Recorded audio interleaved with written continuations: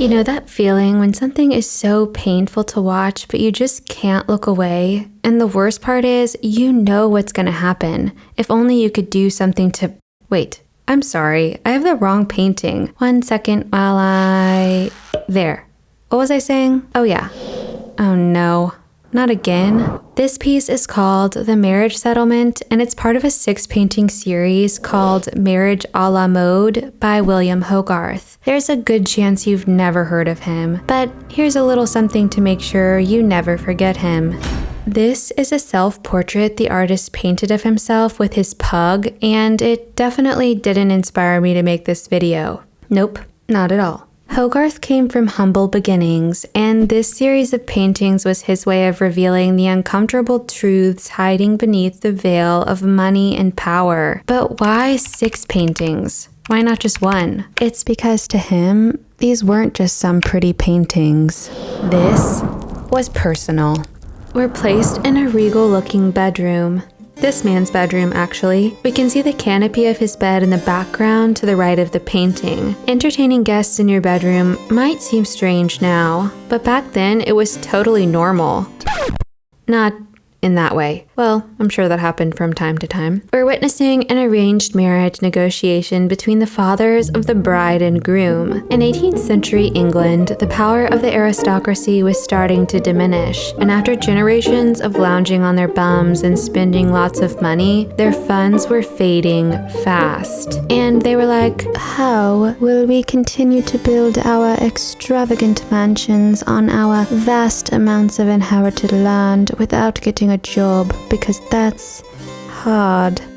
Thank goodness there was a better way. Just take some cash away from the rising merchant class. And that, my friends, is exactly what's going on here. This man, perfectly named Lord Squanderfield, comes from a noble bloodline, but has squandered his fortune. To save face, he's marrying his son, Viscount Squanderfield, off to the daughter of a wealthy alderman. Lord Squanderfield sits proudly in his seat with his gouty foot propped up on a stool with a coronet etched into it, pointing to a family tree that traces back to William the Conqueror. This might not be relevant to the painting, but can someone tell me what the heck is going on with this tree trunk? Anyway, if we look closely, we can see that one of the branches is broken, possibly hinting that his noble lineage isn't as pristine as he claims. The alderman holds the marriage contract in his right hand. He positions his spectacles to peer at mortgage papers being handed off to Lord Squanderfield. The alderman's dowry is piled on the table in front of the earl. He had to empty 2 whole sacks to seal the deal. Meanwhile, an architect gazes out the window at the new Squanderfield mansion under construction. He's probably waiting for this marriage arrangement to go through to continue with the project. The match is mutually beneficial. Lord Squanderfield gets to continue being rich, and in return, the alderman's family gains a fancy new title. But not everyone wins. To the left of the painting, we see the daughter of the alderman, the bride.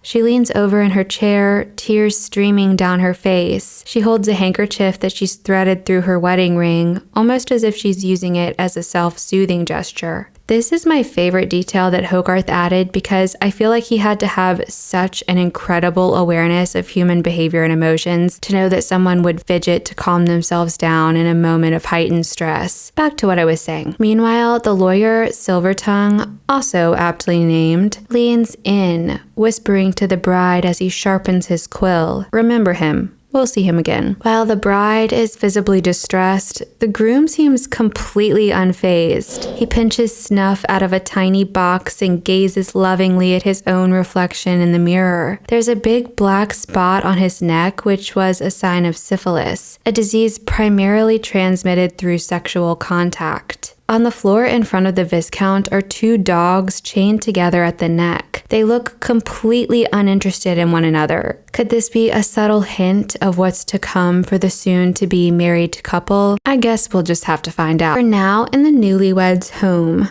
Some time has passed and things have already started to unravel. The clock on the wall reads 12:20. Is that AM or PM? We can't really know for sure. The couple sits together, but they couldn't feel further apart. The man is slumped in his chair and appears lost in thought. Maybe he's tired from a long night out with his friends, or perhaps he's drained from doing other things. Below him, a little dog sniffs at a girl's hat peeking out of his coat pocket, which suggests it's probably not his wife's. Dogs were often inserted in paintings to represent fidelity, and this dog looks concerned. Meanwhile, the wife seems very relaxed. She's spread out in her chair with a sly smirk on her face, and I have to say, she's looking absolutely radiant. But this does seem like a very bizarre reaction to your husband gallivanting around all night with other women. Unless, who was she playing cards with? Her husband? No.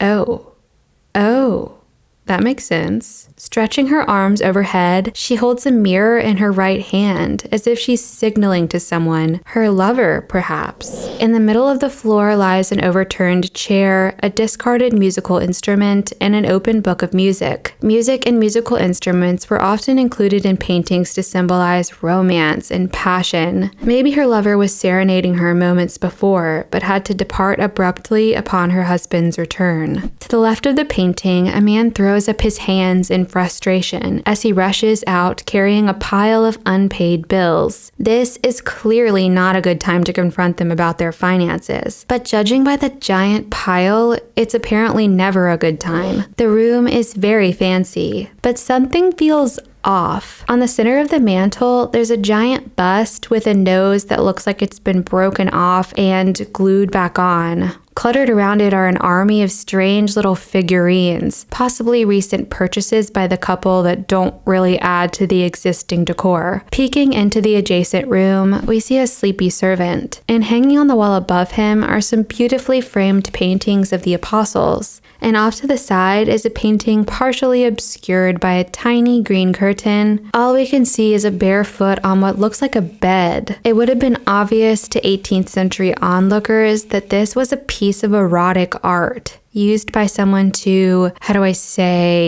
accomplish their goals, and then hide away with this nice little curtain. All right. We're placed in a dark and dingy doctor's office. The husband, Viscount Squanderfield, has come to seek treatment for his syphilis. He has also brought someone along with him. No, this is not his daughter. This is his mistress. And if this wasn't nauseating enough, it appears he has infected the poor child with syphilis. She stands there like a ghost, clutching a pill box and dabbing her mouth with a cloth. Meanwhile, Viscount Squanderfield swings his cane aggressively in the air and tries to hand his pills back to his doctor. The treatment clearly isn't working. Another woman, possibly the girl's mother, looks down at the man with disgust as she pulls open a pocket knife. She appears to have syphilis as well. We can barely make out a tattoo on her chest that reads FC, indicating she's been convicted of prostitution, and it looks like she's forced her young daughter into the same profession.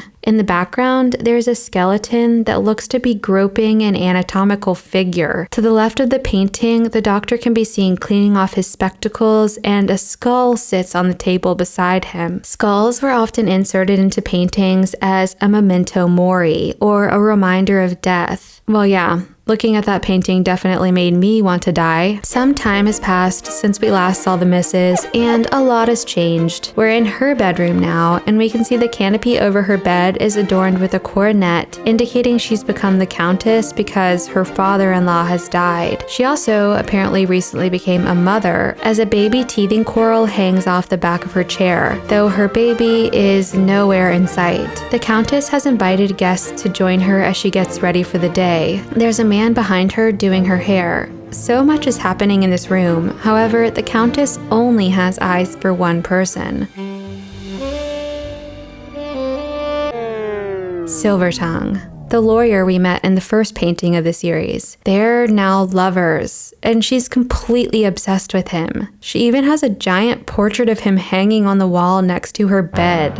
Silvertongue looks completely at ease in this space, folding his legs into the chair as he holds 2 tickets in his right hand. He's inviting the Countess to a masquerade, like the one he points to on the folding screen. A perfect way to have a fun night out together, but not get recognized. The Countess has hired a singer and a flutist to entertain her guests, who can be seen eating, drinking, and enjoying the music. More clues of the Countess's poor taste and reckless spending lie scattered on the floor in front of her, in the form of recent purchases still marked with auction lot numbers. A young servant child plays with one of the statues, laughing and pointing to its antlers, a common symbol in art and literature at the time of a man whose wife is having relations with another man.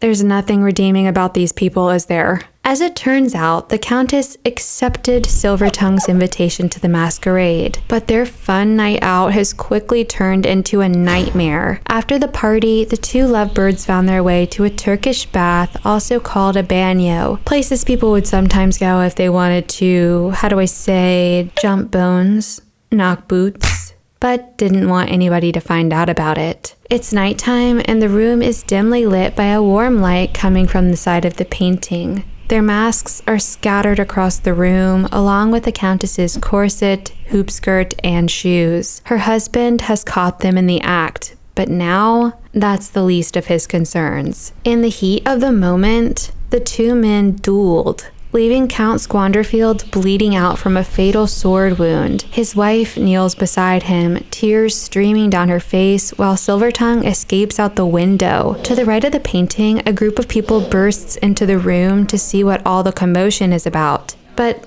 now that I think about it, how did Count Squanderfield even know his wife would be at the Bagnio? Was he already there for his own secret rendezvous? We've reached the end, in more ways than one. The scene shifts and we're now in the Alderman's home. Count Squanderfield has died at the hands of his wife's lover, Silvertongue. And now the Countess is dying too, not from grief over her husband, but from despair over Silvertongue's fate. He was hanged for the Count's murder, news she learned from a discarded newspaper at her feet, next to an empty bottle of laudanum she drank to end her own life. A nurse brings her child in for a final goodbye. The child's face shows the telltale signs of syphilis, likely contracted from her father. In the background, an apothecary accuses a servant of providing the laudanum, deflecting responsibility. Ironically, it was probably prescribed by the apothecary, and he doesn't want to be the one blamed for the Countess's death. The Alderman's cruelty and stinginess are on full display, as he apparently doesn't even bother to take care of his own dog. The starving animal desperately drags a pig's head from a platter on the table. This was a brutal detail coming from a dog lover like Hogarth. As the Countess takes her final breath, her father coldly slips a ring off her finger. He knows the taking of one's own life is illegal in England, meaning that all her possessions will go to the crown, and he's determined to keep what he can. So what in Medusa's snake hair made Hogarth want to paint something so dark? To get to the bottom of this, we need to go back to late 1600s London. Born in 1697 to a lower middle class family, Hogarth loved drawing and storytelling from a young age. As a boy, he would roam the streets of London, sketching people and capturing their emotions and behavior. Hogarth's father, Richard, was a Latin teacher and textbook writer. He was intelligent and hardworking, but money was always tight. William watched his father get exploited by publishers and booksellers, who retained a lot of the profit and left his father with very little left over. When the artist was still young, his father opened a coffee house, but it failed, leaving him in debt. Unable to repay, Richard was sent to a debtor's prison. As the oldest of 9 children, William helped his mother hold the family together while his father was gone. The artist was 14 years old when his father was released, and he died only a few years later. Hogarth never spoke of his father's imprisonment, but he got the message loud and clear that the world isn't kind to those that don't have money. Hogarth always knew he wanted to be an artist, but being one wasn't cheap, so he started out as an engraver. He was nearly 30 years old when he put out his first paintings. By then, he'd received some art education, but was largely a self-taught painter, which is pretty impressive when you look at his work. Hogarth was just as focused on making money as he was on making art, but to him, the two things went hand in hand. Since he wasn't born into a well-connected family, he knew he needed to find his way into the right circles, and to do that, he needed cash. Hogarth started out creating portraits and conversation pieces for wealthy patrons, but he found this boring.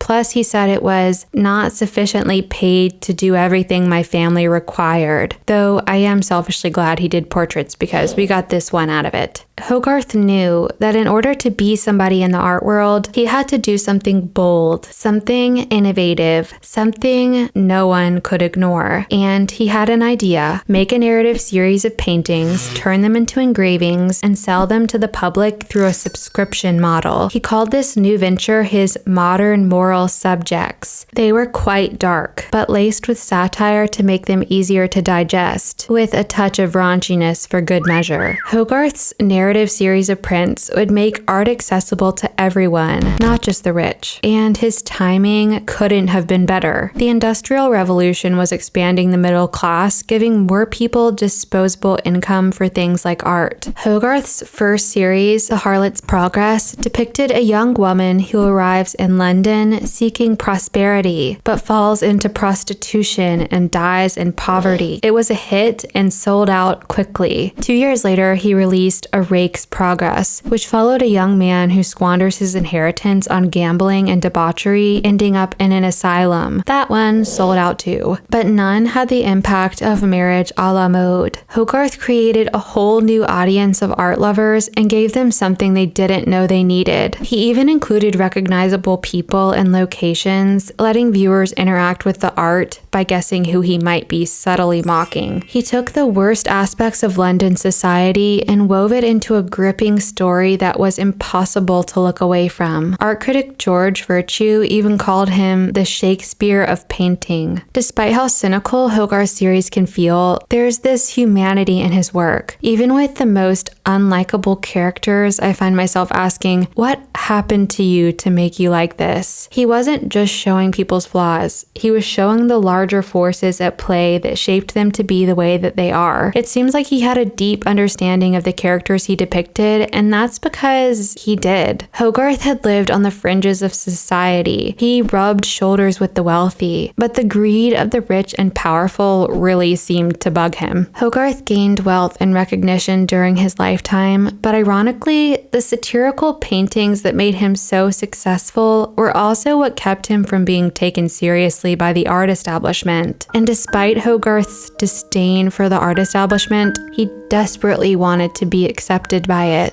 He longed to be seen as a painter of high art. He even created some more serious history paintings, but they flopped. Today, he's thought of as the first of the English masters, the person who put British art on the map, and the grandfather of things like modern comics and political cartoons. Although Hogarth wasn't pleased with his reputation during his life, I think he would feel good about the way he's remembered today, but he'd probably like to be more popular. And if he saw life as it is now, I feel like he'd say something like, "The world is still absurd. I'm so happy I made this painting so a random girl on the internet could include it in her internet videos. And we still don't deserve dogs."